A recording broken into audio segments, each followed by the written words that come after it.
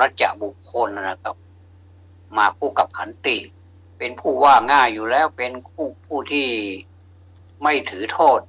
ถือว่ามาบอกความถูกต้องให้เนี่ยอย่างเนี้ยท่านก็ยินดีสังคมพระจึงอยู่ด้วยกันด้วยความเคารพตามฐานะและก็ความสมควรแม้ผู้ที่เป็น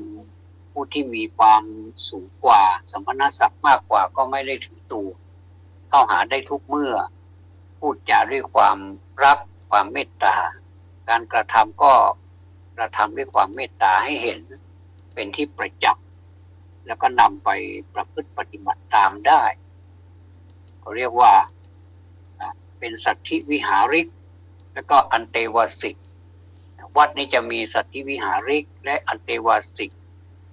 เมื่อเดินไปถึงจุดหมายเมื่อ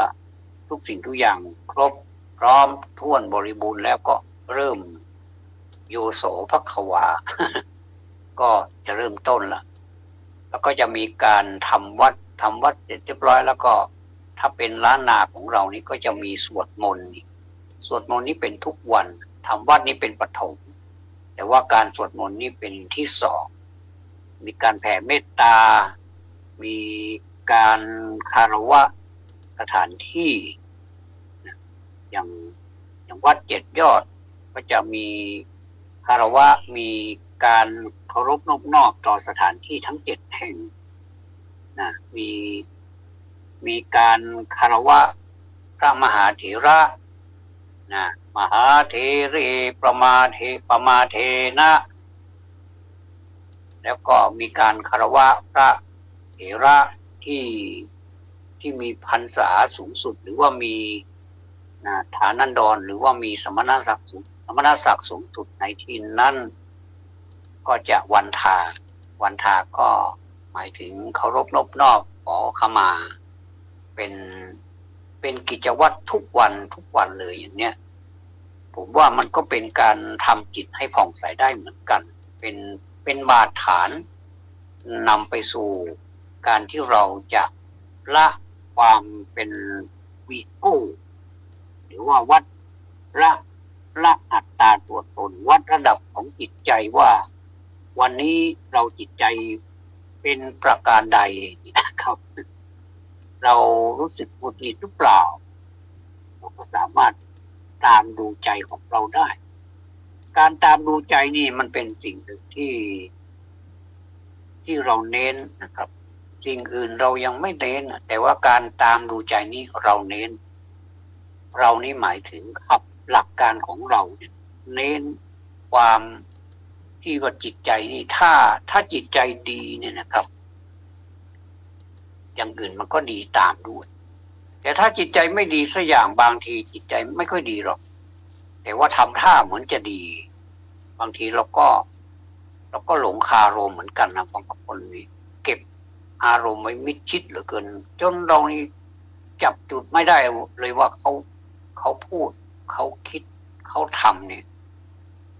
มันดีไปหมดแต่ว่าในใจเนี่ยไม่รู้ความไม่รู้นี่แหละเราถึงโดนหลอกง่ายๆจนทำให้เดือดร้อนกันไปทั่วคนทำเองก็เดือดร้อนต้องมีการพิจารณามีการกล่าวโทษแล้วก็ดำเนินคดีอะไรประมาณนี้เยอะแยะกันไปหมดเลยแล้วก็มีข่าวคราวตลอดเวลาว่าเดี๋ยวที่โน่นเดี๋ยวที่นี่เป็นไปหมดเป็นกันแบบวงกว้างไปเรื่อยๆความจริงแล้วผมว่ามันก็ดีนะมันเป็นการเปิดอะไรในที่ลับให้เป็นที่แจ้งเปิดของที่คว่ำให้มันหงายจะได้รู้กันไปเลยว่าอะไรที่มันหมกเม็ดที่มันคว่ำอยู่เราก็จะให้มันบางทีท่านสังเกตไหมครับเวลาที่เราเอาของไปทับบนหญ้านี่ก็ตรงที่ทับมันจะเหลืองยิ่งเราคว่ำลงมันก็จะพยายามออกมาสู่โลกภายนอกแต่มันออกไม่ได้มันอยู่ในที่มืดมันก็เลยเหลืองไปเลยเนี่ยบางทีการปฏิบัติของใครก็ตามของพระก็ตามของโยมก็ตามถ้าทำแบบนั้น มันก็ทำให้เหลืองต้องหงายมันหงายแล้วก็เอาออกมาจากที่นั่นเลยแล้วก็พืชตรงนั้นมันก็จะปรับสภาพให้เป็นสีเขียวเป็นเรื่องของวิทยาศาสตร์เหมือนกัน ก็เป็นเรื่องของธรรมะตรงกันพอดีเลยนะวิทยาศาสตร์กับธรรมะนี่แมทกันพอดีเลยเนี่ยเมื่อจิตของเราเนี่ยมันดีเนี่ยนะครับอยู่ที่ไหนมันก็ยิ้มแย้มแจ่มใสเป็นจิตที่ดีที่สะอาดที่บริสุทธิ์สดใสเหมือนน้ำที่อยู่ในแก้วใสปิ๊งนะรับประทานแล้วก็เป็นประโยชน์ดื่มแล้วก็เป็นประโยชน์ต่อร่างกายไม่มีสิ่งเจือปนอะไรอีกนะแต่ถ้าจิตนี่ถ้ามันเลี่ยงมันจะถึงคราวที่มันจะป่วนจิตนี่มันป่วนเราบ่อยเหลือเกินนะผมเองก็ถูกป่วนแล้วมันจะรู้สึกเป็นยังไงท่านรู้สึกเป็นยังไงบ้างครับเวลาที่จิตมันปวดเนี่ยส่วนตัวผมนี่พอมันปวดปุ๊บมันก็จะหัวปวดเลยนะเขานิยมพูดกันอยู่นี่ว่าเป็นมันจะหัวปวดก็คือปวดศีรษะนั่นแหละเวทนานี่คือความรู้สึกเนี่ยมันก็จะเกิดขึ้นความรู้สึกนี้เป็นความรู้สึกที่ไม่ดีเป็นความรู้สึกฝ่ายที่มันเทามันมืดมันบางทีมันก็มีทั้งขาวทั้งเทาแล้วก็กับมืดก็มีสามอย่างนี้มันก็ปรากฏสลับสับเปลี่ยนกันไปทำให้เรานี่งงเป็นงงพิศวงงงวย นะแล้วก็ฟุ้งซ่านรำคาญสงสัยเดือดเนื้อร้อนใจไปทุกส่วนของร่างกายทำให้ร่างกายนี่เกิดความไม่เป็นปกติจริงๆแล้วเรื่องของร่างกายนี้มันก็ไม่ค่อยเป็นปกติอยู่แล้วอย่างเช่นเราตื่นมาตอนเช้าเนี่ยถ้าเราอึดอัดแน่นเป้อมันไม่สบายรู้สึกจะเป็นไข้เนี่ยตัวร้อนนี่มันเป็นอะไรก็แสดงว่าเรายังไม่ไปขับถ่ายต่อไปเรายังไม่ไปขับถ่ายของเสียก็อยู่ในท้องของเราในลำไส้ของเรานี่อยู่มันต้องการขับถ่ายเราก็รู้แล้วว่าต้องการขับถ่ายก็จัดการขับถ่ายซะภายในห้องน้ำถ้าสมมติว่ามันขับถ่ายปกติเราก็รู้สึกโล่งสบายท้องเหมาะสำหรับที่จะรับประทานอาหารใหม่เข้าไปได้อีกภายในเช้านี้เนี่ยแต่ถ้าสมมุติว่ามันไม่ใช่อย่างนั้น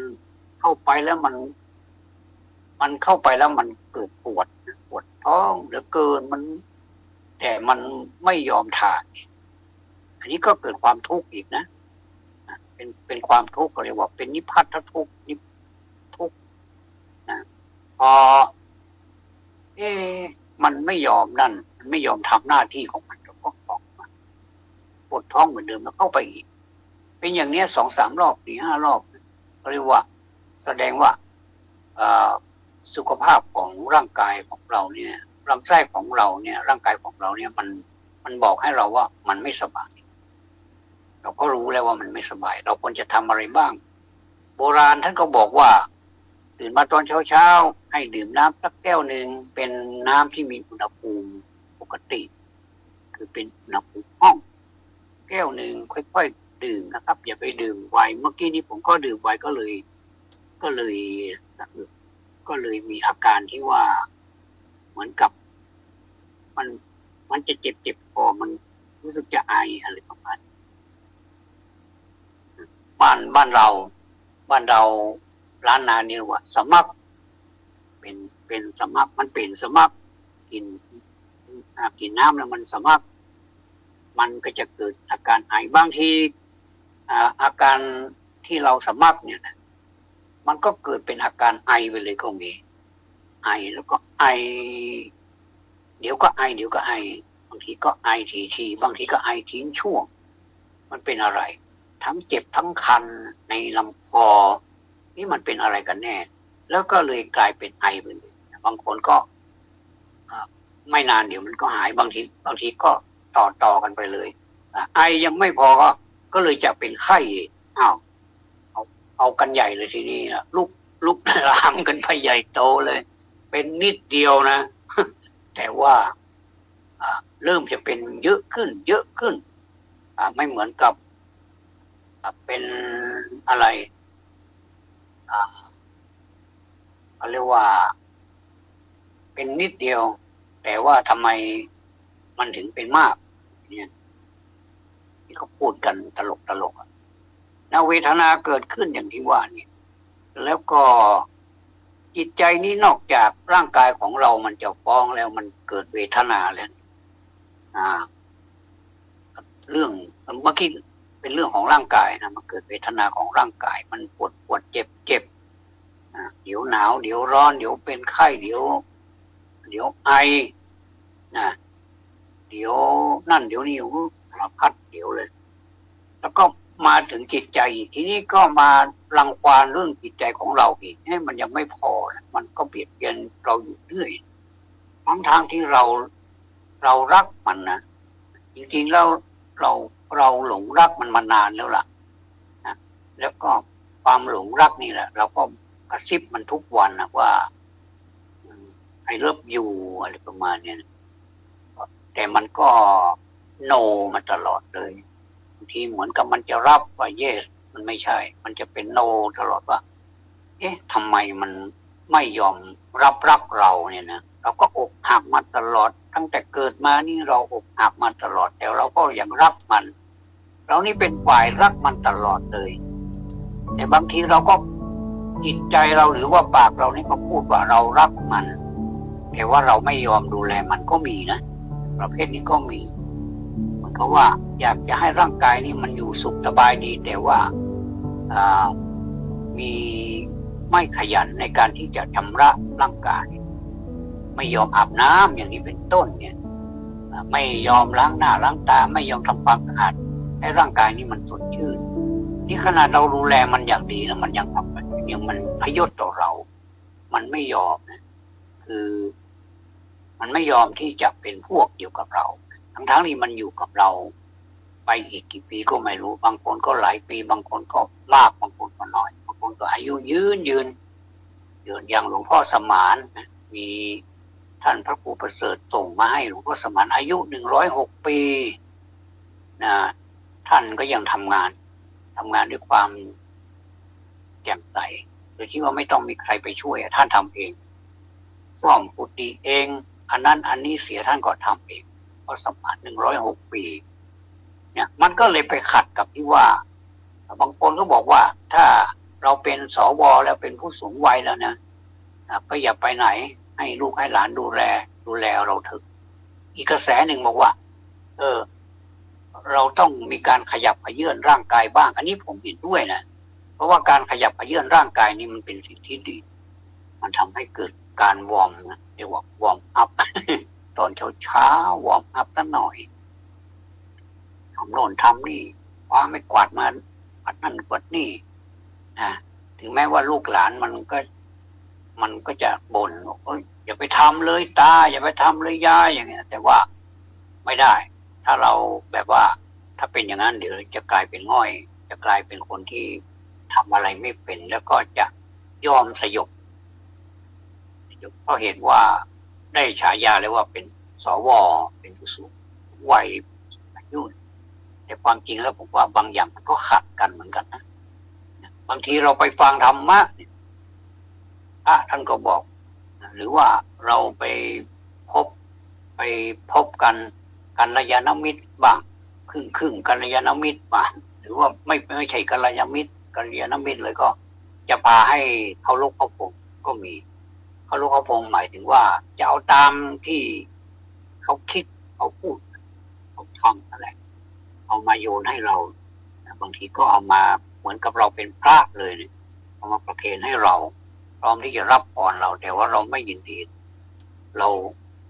ไม่โอเคว่างั้นเลยเราก็จะปฏิบัติตามที่มันถูกต้องมันควรต้องขยับขยื่นร่างกายบ่อยๆแล้วแต่ว่า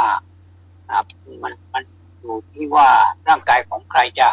จะขยับได้มากได้น้อยอย่างไรเคยทำมานานแล้วใช่ไหมก็เลยทำเป็นปกติไม่ได้มีอะไรแตกต่างเพียงแต่ว่าร่างกายมันทรุดโทรมลงไปหนังที่มันเคยเต่งตึงมันก็เหี่ยวไปที่เป็นต้นเนี่ยมันก็ทำให้เรานี่ได้ออกกำลังกายเป็นตัวเพราะฉะนั้น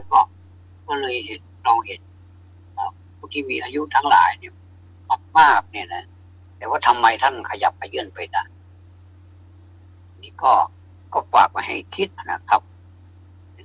จิตใจของเรานี่บางทีเดี๋ยวมันก็คิดถึงอดีตนะเรื่องของอดีตนี่คิดกันเหลือเกินอดีตเตกาเลในกาลครั้งหนึ่งนานมาแล้วล่ะนะโอ้โหนานมาแล้วด้วยนะไม่รู้ปีไหนไม่รู้พศไหนก็ไม่รู้วันที่เดือนพศเวลาเท่าไหร่ก็ไม่อุตส่าห์ไปคิดถึงมันอีกอะไรกันนักกันนะก็ไม่รู้นะครับเมื่อคิดถึงนะเมื่อคิดถึงอดีตแล้วบางทีก็ไปเจอสิ่งที่ดีก็ดีใจไปเจอสิ่งที่มันเคยระทมขมขื่นเคยลำบากตรากตรำเคยอกหักว่ากันเถอะเคยสมใจนึกมีคนรักแล้วก็พรากจากกันบางทีหมายมั่นปั้นมือว่าจะได้สิ่งนี้เป็นของเราเป็นสมบัติมาเชยชมแต่มันก็พลาดไปก็เอามันเสียใจก็แปลกดีเนาะมันก็ผ่านไปแล้วนะแต่มันก็เป็นอีกกรณีหนึ่งนะครับสมมุติว่ามีผู้ที่บันทึกเอาไว้เนี่ยผมว่าอันนี้ไม่ใช่สิ่งที่แปลกนะเป็นการถามว่าเมื่อไหร่เราทำอะไรที่ไหนเมื่อไหร่แค่นั้นเองเราไม่ได้มีจุดประสงค์จุดมุ่งหมายเป็นเรียกว่า case study เป็นกรณีศึกษาเป็นกรณีศึกษาในการที่เราจะหวนไปดูอดีตของเราว่าวันนั้นวันนี้เราทำอะไรบางทีก็แบบบันทึกไว้แบบสั้นๆก็มีบางทีก็บันทึกไว้ซะยาวว่าเกิดอะไรขึ้นสุขภาพเราในช่วงนั้นเป็นอย่างไรบ้างเราขี้เกียจเราขยันเราเงินเดือนขึ้นเท่าไหร่ที่ขึ้นดีที่ได้2 ขั้นนี่เพราะอะไรผมเองนี่เป็นเพราะผลงานเงินเดือนถึงได้ขึ้น2 ขั้นก็เลยภูมิใจอย่างนี้ก็เป็นสิ่งที่ดีนะผมว่าก็เป็นสิ่งที่ดีก็ไม่ได้ว่าเราจะไปหลงพะวงอยู่กับสิ่งที่มันผ่านมาแล้วเนี่ยแม้แต่ธรรมบทภาษาบาลีเนี่ยนะที่มีคนเรียนกันไม่ว่าจะเป็นคฤหัสถ์ไม่ว่าจะเป็นบรรพชิตนี่ก็เรียนกันเนี่ยนะถ้าบาลีนี่ถ้าเป็นพระพอได้ปรริญญาที่3แล้วเนี่ยปรริญญา3ขึ้นไปก็เรียกว่าเป็นพระมหาถ้าเป็นสมณเณร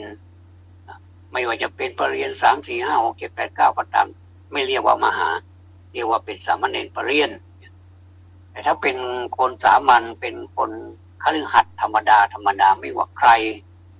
ก็จะเรียกว่าเป็นบาลีศึกษาคล้ายๆกับธรรมศึกษานะครับไม่ใช่นักธรรมเป็นธรรมศึกษาก็จะได้ใบประกาศเป็นธรรมศึกษาไปแต่ความรู้นี่บางทีธรรมศึกษามากกว่านักธรรมไปซ้ำทั้งที่หลักสูตรเดียวกันนะแต่ว่าธรรมศึกษานี่คนปฏิบัติดีปฏิบัติชอบมากกว่านักธรรมก็มีแต่นักธรรมนี่เป็นผู้ศึกษาจริงๆแล้วก็ไปปฏิบัติได้ผลจริงๆก็มีมากซะด้วยแต่ว่าท่านเหล่านั้นไม่ค่อยออกตัวไม่ค่อยปรากฏไม่ค่อยมีใครไปสัมภาษณ์หรือว่าไม่ค่อยมีใครไปติดตามถามข่าวหรือว่านำมาเป็นเรื่องเป็นราวเป็นข่าวนี้ไม่ค่อยมีแต่ถ้าเป็นผู้ปฏิบัติไม่ค่อยดีนี่เยอะกันไปหมดยิ่งเป็นปัจจุบันนี้เยอะกันไปถามว่ามันดีไหมมันก็ดีแต่ว่าในบางทีมันก็ทำให้เราเสียความรู้สึกนะว่าเราถูกถล่มกันเหลือเกินแต่ว่าท่านอย่าไปคิดอะไรมากเลยว่าระหว่างคนที่ทำผิดมันก็คือเป็นของเฉพาะบุคคลนะมีสื่อบางสื่ออย่านำไปว่าศาสนาเสื่อมอะไรเนี่ยไม่ใช่จริงๆแล้วมันเป็นเรื่องของคนเสื่อมเป็นของปัจจตังเป็นของเฉพาะตน เขาทำเสื่อมมันก็เสื่อมไปเฉพาะตัวเขาเพียงแต่ว่ามีกฎหมายบ้านเมืองก็ไปจัดการเพื่อให้เคลียร์ให้มันสะอาดนั่นเองเหมือนกับคนเรานี่เวลาร่างกายสกปรกเนี่ยไปเขาก็จะไปอาบน้ำอาบท่าผัดเสื้อผ้าใหม่เสื้อผ้าเก่าที่เคยทำงานมามอมแมมเหลือเกินมีแต่เหงื่อแต่ไข่เนี่ยก็ไปผัดเปลี่ยนให้เป็นเสื้อผ้าชุดใหม่ก็รู้สึกมันสบายเนื้อสบายตัวนะไม่หงุดหงิดเนี่ยฉันใดก็ฉันนั้นนะครับเพราะฉะนั้นนี่มันเป็นเรื่องของเฉพาะบุคคลเท่านั้นมันไม่ใช่เรื่องของศาสนานี่อยู่อย่างมั่นคงเป็นภูเขาไม่ใช่ภูเขาธรรมดาเป็นภูเขาศิลาเขาแข็งไม่มีใครที่สามารถที่จะไปโค่นภูเขาได้อย่างเนี้ยคือเป็นทุกสิ่งทุกอย่างที่มันแข็งแรงเหลือเกินแต่ว่าคนที่เข้าไปอยู่ใต้ภูเขานั้นว่าอยู่ในศาสนานั้นก็หาใช่จะเป็นคนดีไปหมดแล้วก็หาใช่ว่าจะเป็นคนไม่ดีไปหมดมันก็มีทั้งสองฝ่ายหรือว่าอีกฝ่ายหนึ่งก็เฉยไม่รู้ว่าเป็นคนดีไม่ดีก็ไม่คบกับใครตีซะว่าเรามองด้วยตาเปล่าของเรานี่ก็บอกว่าคนนี้คนดีเพราะว่าไม่สูงสิงอะไรกับใครไม่สังคมอะไรกับใครนี่เราก็ไม่สามารถจะดูออกได้ต้องดูความประพฤติเจตนาอะไรอีกที่เราจะเห็นนั้นไปแต่ครั้นเราจะไปสนใจมากมายนักมันก็เสียเวลาตัวใครก็ตัวมันก็แล้วกันว่าใครทำอะไรไว้ที่ไหนมันก็ได้รับสิ่งนั้นก็มันก็ยุติธรรมครับอันนี้พูดถึงคิดถึงอดีตแต่ก็เลยอภิปรายนะนอกกรอบมาหน่อยหนึ่งทีนี้คิดถึงอนาคตอีกเรื่องอนาคตนี่คิดถึงกันเหลือเกินนะโดยเฉพาะอย่างยิ่งเวลาที่ใกล้วันที่1กับวันที่16นี่คิดถึงอนาคตนะแล้วก็มาพูดกันสนุกปากนะว่าสมมติว่าถ้าเราได้ดีชีวิตเราเปลี่ยนแต่พอเป็นผลปรากฏออกมาแล้วเนี่ยชีวิตก็เปลี่ยนเหมือนกันนะเปลี่ยนจากร่าเริงมาเป็นแบบเหงาหงอยก็แล้วแต่นะก็เขาเรียกว่าจิตนี้มันสามารถขึ้นลงได้แม้แต่น้ำมันยังขึ้นลงเป็นประจำเราก็ได้ยินข่าวประเทศไทยทุกวันน้ำขึ้นน้ำลงกี่โมงเนี่ยดวงอาทิตย์ออกเท่าไรออกดวงอาทิตย์ออกเวลาเท่าไรเวลากี่โมงแล้วก็ตกเวลาเท่าไหร่แม้แต่ดวงอาทิตย์บ้านเราก็ยังตกไม่เท่ากรุงเทพแล้วก็ดวงอาทิตย์ยังขึ้นที่ภาคอีสานขึ้นก่อนเพื่อนเลยจนเป็นข่าวทุกวันอันนี้ก็เป็นเรื่องของธรรมชาติเราคิดถึงอนาคตเนี่ยมันก็ดีนะมันก็ทำให้เราสดชื่นเหมือนกันนะพูดถึงว่า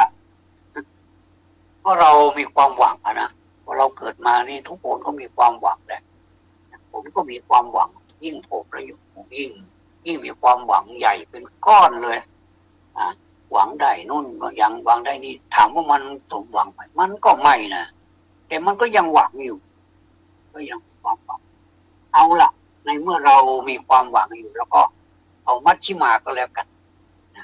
เราจะไม่หวังเลยมันก็ไม่ดีชีวิตมันก็ไม่ตื่นเต้นก็หวังซะบ้างหวังเกินไปจนแบบถล่มกันเลยแบบมีเท่าไหร่ใส่กันเป็นชุดเลยเนี่ยผมว่าอันนี้มันก็ไม่ค่อยดีเหมือนกันนะแต่ถ้ามันสมมุติว่ามันเกิดถ้ามันเป็นของเราบ้างโอกาสเป็นของเราบ้างอันนี้ก็เราก็ควรเหมือนกันนะแต่เรื่องนี้เราก็แบบว่าเราลืมตาในน้ำนะเราก็เห็นแต่น้ำนะหรือไม่ก็ขึ้นมาบนบกแล้วก็ตามแต่เราหลับตาเนี่ยเราก็ไม่เห็นอะไรบางทีความมืดในกลางคืนเนี่ยเราปิดห้องแบบไม่มีไฟฟ้าเลยเนี่ยนะไฟฟ้าข้างนอกข้างนอกนี่ไม่ส่องเข้ามาเลยเนี่ยไม่สว่างเลยเขามืดเราลืมตาเหมือนลืมตาในที่มืดแม้ว่าตาเราจะดีหูเราจะดีแต่ถ้าเราไปลืมตาในที่มืดมันก็ไม่เห็นอะไรนะต้องใช้สัญชาตญาณบางทีสัญชาตญาณของเรานี่มันก็เก่งเหมือนกันนะบางทีห้องน้ำอยู่ในบ้านเนี่ยเราเคยไ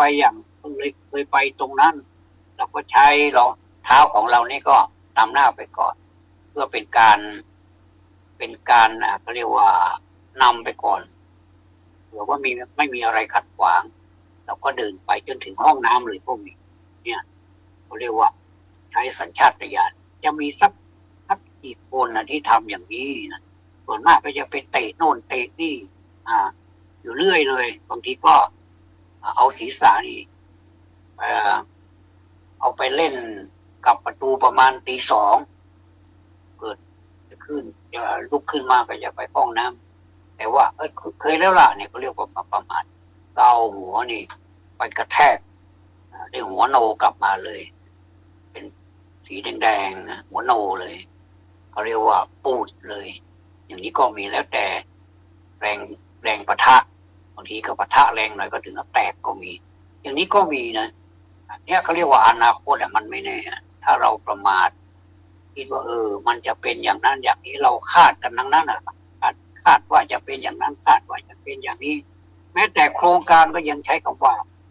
คาดว่าผลที่คาดว่าจะได้รับเราก็ยังไม่รู้เลยว่ามันจะสำเร็จหรือเปล่าแต่เราก็คาดไว้ก่อนละเราทำอะไรเป็นโครงการขึ้นมาสักโครงการหนึ่งเนี่ยไม่มีที่มันไม่มีคาดมันก็ยังมีคาดว่านี่แหละคาดว่าจะเป็นอย่างนั้นคาดว่าจะเป็นอย่างนี้เราก็คาดว่าแล้วก็ประมาณได้รับสักเท่าไหร่ความสำเร็จได้รับสักเท่าไหร่ก็ประมาณสัก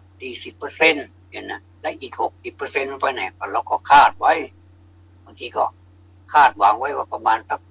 60%และ40%นี่ก็ยังถือว่าน้อยกว่าแต่ถ้าคาดว่า40%นี่แล้ว60%นี่มันเยอะนะบางทีก็คาดไว้นิดเดียวเองแต่เราก็ยังหวังกันอยู่นะริบหรี่เหลือเกินนะเขาเรียกว่าอะไรแสงสว่างปลายอุโมงค์นะแต่พอดีอุโมงค์มันยาวเหลือเกินเนี่ยมันไม่ใช่ว่ามันสั้นแล้วก็ให้เห็นอยู่ใกล้ๆนี่เองมันไม่ใช่อุโมงค์หลายกิโลนะเราจะเห็นได้ยังไงแต่สายตาเรานี่ไปไกลเหลือเกินนะเห็นแสงสว่างปลายอุโมงค์เลยนะเยี่ยมมากเลยนะสายตานี่มันไปถึงโน่นแล้วล่ะเห็นแสงสว่างปลายอุโมงค์แต่จิตนี่โหยิ่งกว่าสายตาอีกนะมันไปต่างประเทศเนี่ยที่ผมเคยเห็นต่างประเทศหลายประเทศแล้วนะผมก็จินตนาการเอาว่าตอนนี้ผมอยู่ที่อังกฤษผมก็ไปนั่งที่เมืองในอังกฤษที่มันเป็นเมืองที่เจริญไปอเมริกาผมก็เห็นนครอะไรลอสแองเจลิสหรือว่าลอสแองเจลิสหรือว่ามหานครนิวยอร์กอะไรนี่แล้วก็แม้แต่ฝรั่งเศสก็ไปมาแล้วนะก็ไปที่ปารีสที่มีเสาสูงปารีสอันนี้จิตผมไปมาแล้วไปเที่ยวสนุกไม่เชื่อท่านลองจินตนาการหรือว่าฝันไปเลยผมมันสนุกจริงๆนะไม่อยากจะตื่นเลยในช่วงนั้นอยากจะต่ออีกหน่อยนะพอดีมันสว่างพอดีก็เลยเอาเราก็ลืมไปหมดเลยว่าเราฝันอะไรบ้างเป็นตุเป็นตะเลยนะโอ้โหสนุกนะมีความสุขมากเลยโอ้โหกินอยู่เขาเรียกว่าอะไรเขาเรียกว่ากินอยู่ดูอะไรดูสวยงามอะไรนะผมพูดไม่ถูกนะแล้วก็สบายนะมีคนมาบริการเหมือนกับเราเนี่ยโอ้มีอะไรมีบารมีคนต้องเอามาให้เราเสิร์ฟน้ำให้เราแทบจะป้อนเลยล่ะนะในฝันแทบจะป้อนแต่เราก็ไม่ยอมเพราะว่าเดี๋ยวเรากลัวจะเป็นอัมพฤกษ์อัมพาตเราก็เลยไม่ยอมแต่มันก็ยังจะเอามาป้อนให้เราอีกนะเราก็เลยกลัวจะเสียกำลังใจกลัวจะเสียอะไรความรู้สึกก็เลยรับป้อนสักหน่อยนะก็อร่อยดีเหมือนกันนะคนอื่นป้อนให้เนี่ยนะอันนี้ก็เรียกว่าคิดไปเรื่อยเปื่อยไม่มีสาระเลยแต่มันก็นำมาเป็นสาระจนได้สนุกดีนะถามจริงๆใครเคยฝันบ้างบางทีฝันไปอยู่บนฟ้าโน่นขับรถ10 ล้ออยู่บนฟ้าอยู่บนนภาอากาศไปได้ยังไง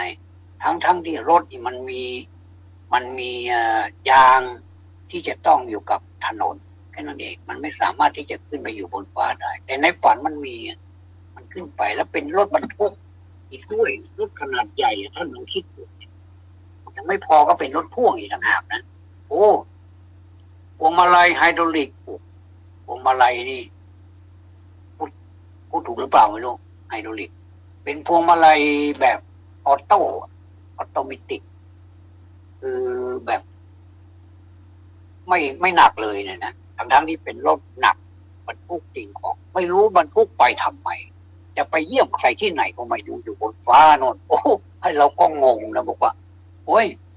เราก็จริงๆแล้วเราก็รู้สึกกลัวนะในฝันนะรู้สึกกลัวเหลือเกินว่าทำไมไม่ลงไปสู่พื้นดินน่ะธรรมชาติของรถนี่มันอยู่พื้นดินนี่นาทำไมเอาเรามาอยู่บนฟ้านี่นะกลัวนะเนี่ยอย่าไปทำบ้าๆแบบนี้นะอย่างเงี้ยเราก็ยังตะโกนเสียงดังเลยว่าอย่าไปทำบ้าๆแบบนี้เนี่ยเดี๋ยวโดนลงไปจะทำไงนี่ตายโหงเลยโอ้ตายแล้วทำยังไงนี่แล้วก็สมมุติว่าถ้ามันลงไปจริงๆเนี่ยผมว่า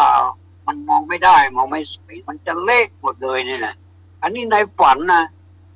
แต่มันก็ไปจนรอดไปไปจนถึงจุดหมายเลยก็แปลกดีกันแต่พอจะไปถึง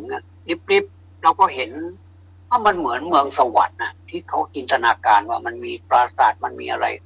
โอ้ประมาณสักครึ่งกิโลเมตรเนี่ย500 เมตรคิดดูเดี๋ยวมันจะไปถึงเนี่ยอ้าวทำไมมันตื่นซะนี่โอ้เสียดายอยากจะเข้าไปคุยเจ้าของบ้านท่านหน่อยว่าโอ้มาอยู่ที่นี่ได้ยังไงนี่นะลอยอยู่บนอากาศนี่ได้ยังไงนี่แสดงว่าจิตของเราเนี่ยมันไปเทวดานู่นเลยนะท่านโอ้ผมก็แปลกใจตัวเองเหมือนกันว่าสิ่งนี้มันเกิดขึ้นมาได้ยังไงอันนี้มันเป็นความฝันนะผมกำลังพูดถึงอนาคตอยู่แต่นี่ก็ทะเลถลายไปพูดถึงความฝันใครๆก็มีสิทธิ์ฝันได้เหมือนกันนะเพราะว่าฝันนี่มันสนุกอยากจะฝันมีหน้าเราคนถึงได้บอกว่าราตรีสวัสดิ์ขอให้ฝันดีอะไรเนี่ยกุดไนท์อะไรเนี่ยนะผมว่าส่วนตัวผมแล้วผมไม่จริงๆนะอันนี้ผมขออภัยด้วยนะครับไม่ได้ไปพูดขัดกันให้ท่านปวดใจหรอกส่วนผมไม่เคยอวยพรให้ใครหลับฝันดีผมว่าขอให้พักผ่อนสบายๆก็คือไม่ให้มันฝันอะไรถ้าฝันแล้วมันเหนื่อยนะท่านเคยฝันไหมล่ะเหนื่อยนะบางทีไปฝันสู้กับอะไรสิงสารสัตว์ก็มีบางทีแล้วก็สู้กับผีก็มีสู้กับอะไรก็ไม่รู้นะบางทีก็ไปสู้กับช้างตัวใหญ่ๆอะไรตัวเราเล็กนิดเดียวเองแค่มันเอางวงมันรัดเราแล้วก็ฟาดลงแค่นั้นก็ตายอย่างเขียดแล้วไม่เหลือละผมว่ากระดูกกระเดี่ยวหักหมดเลยเนี่ยเวลาที่เราในฝันนะเวลาที่เราแอบเนี่ยเวลาเราไปแอบอยู่ตรงไหนทำไมมันเห็นหมดเลยท่านเคยเป็นแบบนี้ไหมผมเคยเป็นนะโอ้มันเห็นแล้วก็เห็นมันแต่มันก็เผอิญมันก็ตาดีก็เห็นเราอีกเราจะหนีไปไหนมันก็เห็นเขาบอกว่าโบราณท่านบอกว่าอันนี้แสดงว่าเวลาที่เราเป็นเด็กเนี่ยนะเวลาเราฝันแบบเนี้ยเขาเรียกว่ามันไล่ให้เราเป็นเด็กโตจากเด็กโตวัยรุ่นมันก็จะกลายเป็นเด็กผู้ใหญ่แต่เป็นผู้ใหญ่จากผู้ใหญ่ก็จะกลายเป็นคนกลางคนจากคนกลางคนก็จะกลายเป็นคนที่สูงวัยจากผู้สูงวัยก็จะกลายเป็นตาย ไม่รู้กี่ปีต่อกี่ปีอายุจะยืนไม่ยืนเวลามันต่ออายอมันก็พากันไปหมดเลยไปก็ไปแบบฉายเดียวเลยนะไม่สนใจใยดีอะไรกับใครจะพูดอะไรนะไม่รับรู้ไม่รับทราบข้าจะเดินทางเดียวข้ามาคนเดียวข้ามาคนเดียวก็จะกลับคนเดียวเนี่ยถึงจะไม่พูดก็เหมือนอย่างนั้นแหละไม่ว่าใครครับอันนี้พูดถึงอนาคตนี่พูดถึงแล้วมันต้องเสวนากันเป็นเรื่องเป็นราวเลยว่าวันนี้เราจะมาเสวนาเรื่องอะไรเสวนาเรื่องอดีตเสวนาเรื่องอนาคตทีนี้เรามาถึงปัจจุบันบ้างนะครับทำไมปัจจุบันนี่มันอยู่ใกล้ตัวเราอยู่ในตัวเราแท้เลยนะแต่เราทำไมไม่สนใจมันล่ะว่าในปัจจุบันนี้เรามีเหตุดีไหมล่ะเรามีปัจจัยที่มันดีไหมล่ะถ้ามันดีนี่ก็โอเคนะ แต่ความดีนั่นแหละอย่าเข้าข้างตัวเองว่าเราดีแล้วนะมันก็ไม่ใช่อีกมันก็ไม่ใช่อีกบางทีเราก็รักษาเนื้อรักษาตัวมาตลอดแล้วแต่มีวันหนึ่งนะ มีวันหนึ่งที่เรานี้ต้องเอาใจที่แสดงออกมาว่าเราก็แสดงความขอบคุณในน้ำใจไม่ในน้ำใจไมตรีอย่างเนื่องในวันคล้ายวันเกิดของเราล่ะมีคนไม่ว่าจะเป็นพี่เป็นน้องเราเป็นญาติเราเป็นเพื่อนฝูงเรานี่พาเราไปเลี้ยงเพื่อฉลองวันคล้ายวันเกิดเนี่ยนะเราก็ไปนะก็ไปแล้วก็ถามโน่นถามนี่ให้เราแล้วเราก็เป็นเครื่องดื่มเราก็ดื่มแต่ไม่หมดนะดื่มเรามานึกทีหลังว่าทำไมเราไม่คิดบ้างว่าเราไม่ดื่มทำไมเราต้องดื่มก็ทำไปแล้วก็ไม่เป็นไรก็ถือว่ามันผ่านไปแล้วและมันก็ไม่ได้เสียหายอะไรมากมายแต่ว่าท่านบอกว่าเนี่ยเขาเรียกว่าปาปัสมิงละมัตตีมโนแปลความว่ามโนนี่ก็แปลว่าใจละมัตตีแปลว่าความพอใจปาปัสมิงก็ในบาปตามวิภัตปัจจัยเป็นสัตตมีวิภัตไปกับวัจนะปาปัสมิงในบาปหรือว่าในกรรมลามกปาปัสมิงละมัตตีมโนอันว่าใจย่อมยินดีในบาปก็แสดงว่าท่านเตือนให้เราว่าบุญน่ะท่านอย่าไปทำช้านะอย่าทันทางหิกละโตปุญญังเนี่ยเมื่อบุคคลกระทำอยู่ซึ่งบุญช้าเนี่ยเพราะว่าเมื่อบุคคลกระทำอยู่ซึ่งบุญช้าเนี่ยใจของเราเนี่ยก็จะไปยินดีกับบาปอันนี้นี่เป็นภาษาบาลีนะท่านอย่าเพิ่งหมั่นไส้นะอันนี้ผมก็เป็นอย่างนี้จริงๆแปลว่าอย่างนี้จริงๆในภาษาบาลีก็ได้ความรู้นะครับก็เชิญชวนท่านไปเรียนอยู่ที่บ้านก็ได้หนังสือหนังหาก็มีเยอะแยะไปหมดเลยหนังสือตามร้านขายของสถาพันธ์อะไรเนี่ยนะไปถามอันนี้อยู่ในธรรมปทัฏฐกถาปัญจโมภาโคคือภาค 5เรื่องจุลิกสาดกเป็นปางที่มีทั้งตนีทีเหนียวมีพันดวงเลยล่ะความตนีของพราหมณ์เนี่ยมีพันดวงแต่ว่าความศรัทธานี่มีเพียงดวงเดียวเท่านั้นโอ้โหขาดทุนไป999ดวงแต่ศรัทธานี่มีแต่ดวงจะเอาดวงเดียวนี้ไปงัด 1,000 ดวงได้อย่างไรแต่เรื่องราวมันก็กลายเป็นเรื่องเป็นราวว่าสามารถเอาศรัทธาดวงเดียวเนี่ยไปงัด 1,000 ดวงชนะเลยพลางอุทานออกมาว่าเราชนะแล้วพระราชาพระนามว่าประเสนที่โกศลนี่ก็เลยไปฟังธรรมอยู่ก็เลยได้ยินว่าทำไมพราหมณ์นี่ทำไมพูดชนะแล้วก็สงสัยก็เลยให้ราชบุรุษนี้ไปถามว่าเขาเป็นอะไรได้ยินว่าเขาชนะอะไรราชบุรุษก็ไปสปีกด้วยนะก็ไปพูดคุยด้วยไปสัมพันธไมตรีด้วยถามว่าท่านชนะอะไรก็ได้ทราบว่าเราชนะแล้วเพราะว่าเราเอาจิตที่มันเป็นศรัทธาเนี่ย1 ดวงเนี่ยนะไปชนะจิตที่มันเป็นพันดวงเนี่ยซึ่งมันเป็นความตนีเนี่ยสำเร็จเราก็ยินดีแล้วต่อเมื่อวานเนี่ยที่ว่าพราหมณ์นี่ไปฟังธรรมแล้วก็พอเกิดปีติท่านพอเกิดปีติที่ผมพูดเมื่อวานเนี่ยบอกว่าอัฏฐัตตะตรีลังอละมานาปัญจวนาปีติปัชชิเนี่ยครับปีติอันว่าปีติปัญจวนาอันมีวรรณะ5ปัญจก็แปลว่า5ปัญจวนาอันมีวรรณะ5อุปัชชิเกิดขึ้นแล้วอละมานาแผ่ไปอยู่สรีรังตลอดสรีระอัจจาปรามนัสสะของพราหมณ์นั้นเนี่ยนี่เมื่อตัดใจได้แล้วก็ถวายผ้าสาดกนี่เดิมทีมันก็มีผืนเดียวนี่แหละเดี๋ยวสามีเดี๋ยวภรรยาถ้าภรรยาออกไปก็ใช้ผ้าผืนนี้แหละพาดบ่าไปเป็นผ้าที่สำหรับใช้พาดบ่าสำหรับผ้านุ่งนั้นก็มีคนละผืนน ผัวก็มีผืนหนึ่งเมียก็มีผืนหนึ่งก็นุ่งไปก็เป็นพราหมณ์ที่ยักเห็นยักจนพ้นแค้นว่างั้นนะครับก็เห็นแล้วไปก็พูดอย่างนี้แล้วพระราชาก็เลยศรัทธาในตัวพราหมณ์จุเลกะก็เลยให้ราชบุรุษนี่เอาของไปให้เอาให้ครั้งที่หนึ่งก็เอาไปถวายพระพุทธเจ้าหมดครั้งที่สองก็ถวายโอ้ครั้งไหนก็ถวายก็เลยมาถึงถึงนี่แหละโอ้ผ้ากำพลนี่นะมันมีค่ามากกว่าที่ถวายมานะที่ให้ไปพระราชทานนี่อีกทั้งเยอะแยะมีค่าผืนละเป็นแสนเลยนะครับแสนนี่หมายถึงว่าแสนสมัยก่อนนี่นะมันเยอะแยะนะคงจะหลายล้านนะแสนหนึ่งเนี่ยนะก็เอาไปให้พราหมณ์นี่ก็ไม่รู้จะทำยังไงมันไม่สมควรที่จะเอามาประดับตัวเรานี่นะจะทำยังไงดีก็เลยคิดได้ว่าอันนี้มันไม่สมควรแก่ตัวเราแต่มันสมควรต่อพระพุทธศาสนาก็เลยเขาได้2 ผืนใช่ไหมครับพระราชานี่